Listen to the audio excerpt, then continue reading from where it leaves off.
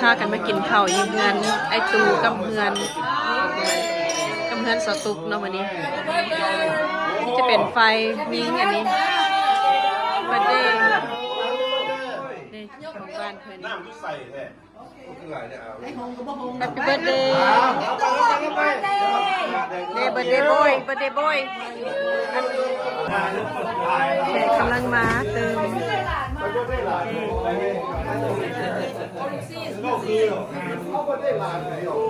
อาหารการกินเพิ่นก็หลายฮัลโหลเด็ก birthday boy มื้อนี้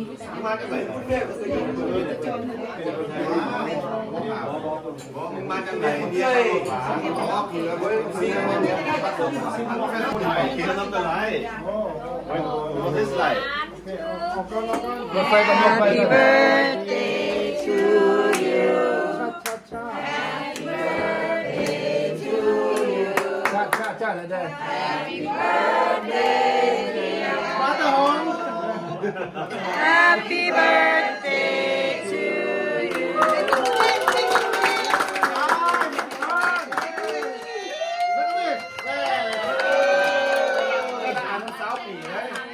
30พอได้ละอัน30อ่ะรอดละสาวแบบ60แค่ไหนแล้ว49ไปให้69เลยให้เพื่อนซะเคยบวชดิเจ้าแก่กว่าว่าเจ้าเคยบวชดิไปบอกแล้วนี่น้อง27นี่ใครกินข้าวก็ไม่ได้แก่มือสันวันดีมือสันวันดีกับว่าได้จะมาได้ต้องมีข้างเริ่มด้วยเจ็บจะได้สงสัยจะมีอะไรมีคนเดียวมีคนที่นี่ลายเบอร์เดย์เนาะปีนี้ปีนาปีต้องไปคนเนี่ยโอเค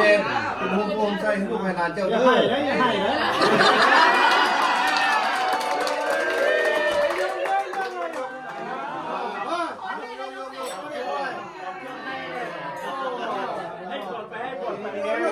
ซีมา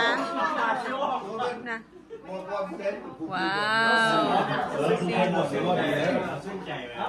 จะแซ่บมากบอลแล้วจะ3 จอก4 จอกไอ้บอลก็ได้เจ้านายขอสิให้พรเราได้หนิจังหน่อยเอาเลย